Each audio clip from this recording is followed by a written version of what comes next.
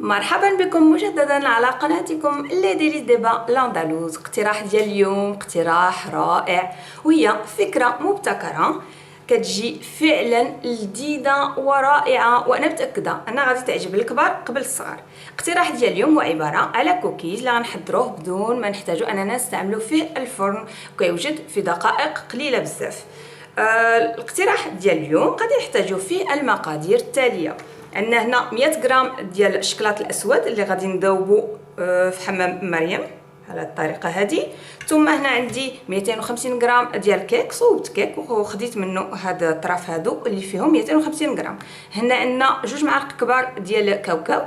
يمكن لكم تستعملوا اللوز، يمكن لكم تستعملوا البيستاش، يمكن لكم تستعملوا اللي بغيتي، والكوز كذلك حتى هو كيجي زوين.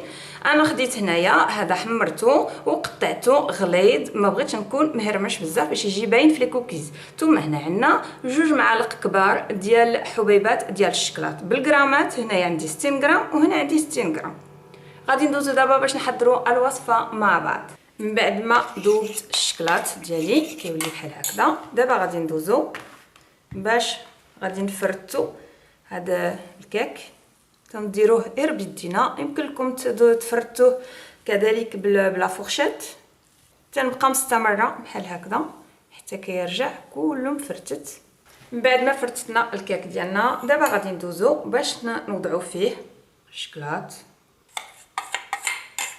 ثم غادي نخلطو هادشي بلا سباتول. كلكم تخلطوه بيديكم لا بغيتيو. دونك تنبقى كنخلط هاد العناصر حتى كتجانس مع بعضها، وكنحصل على تقريبا عجينه كتكون موحده في اللون ديالها، عندها لون واحد. كنستمروا هنايا الخلاط على هاد الطريقه هذه حتى ما كيبقاش داك اللون اللي بحال هكا شويه ابيض كيبان ديال الكيك. كنحصلوا على عجينه كتكون عندها لون واحد. هاد العجين ملي كتبرد كتولي قاطعه راسها بحال الكوكيز، كتكون رطبه هائله. هادو افكار كنكون في كوزينتي كنبغي انني نجربها، ملي كتصدق كنقول انني نقدر نشاطرها معكم، لما لا. فوالا كنظن اننا وصلنا للنتيجه اللي كنا كنقلبوا عليها. صافي، من بعد ما حصلنا على عجينه متجانسه غادي ندوزو دابا باش غادي نضيفو داك الكاوكاو ديالنا، ولا كما قلت لكم ضيفوا اللوز، ضيفوا البيستاش، ضيفوا الكوز اللي بغيتيوه. دونك غادي نخدم بيديا. من بعد ما ضفنا الكاوكاو هنايا في العجين ديالنا، كندوزو باش كنضيفوا الحبيبات ديال الشكلاط. ما كنضيفوش كلشي وكنخليهم حتى للتالي باش ما كنبقاوش كنخدموهم بيدينا وكنسخنوهم وكيذوبوا لنا.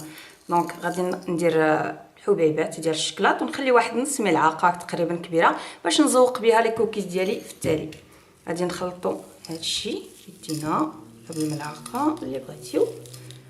من بعد ما خلطنا العناصر ديالنا كلها، انتم شوفوا معايا كيفاش العجين القوام ديالو كيتيكون هذاك الكاوكاو والحبيبات ديال الشكلاط. غادي ندوزو باش نشكلوا دابا لي كوكيز ديالنا. كناخذوا كويرات، نقص من هذه لان جات كبيره بزاف. هادشي الشيء علاش قلت لكم الكاوكاو تخليوه ولا اي لوز ولا اي حاجه استعملتوها خليوها شويه غليظه باش كتجي باينه هنايا. دونك ندورها قدامكم هكا مزيان. كنديروا كويرات بحال هكذا، ثم نبركوا عليهم بلطف بشويه. نحاولوا نقادوهم القنيت بحال هكذا، نعطيوهم الشكل اللي بغينا. نهبطها شي شويه هكا بيديا. ثم غادي ندوز هنا، غادي ندير حبيبات ديال الشكلاط نزوقوا بهم هاد لي كوكيز ديالنا.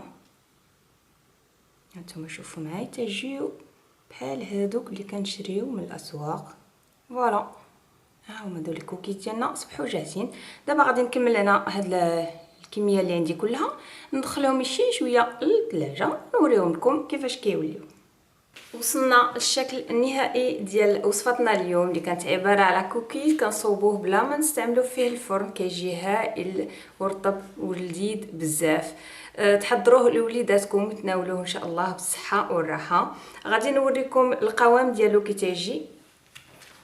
هانتوما شوفوا هذاك راه تيكون قابض راسو مزيان لان درتو في الثلاجه واحد المده ديال 4 ساعات، لان دابا كاين الصهد. اما فاش يكون للبرد ما تحتاجوش نهائيا ديروه توضعوه في الثلاجه. نتوما شوفوا كي كيتقطع تيجي رطب هائل بزاف.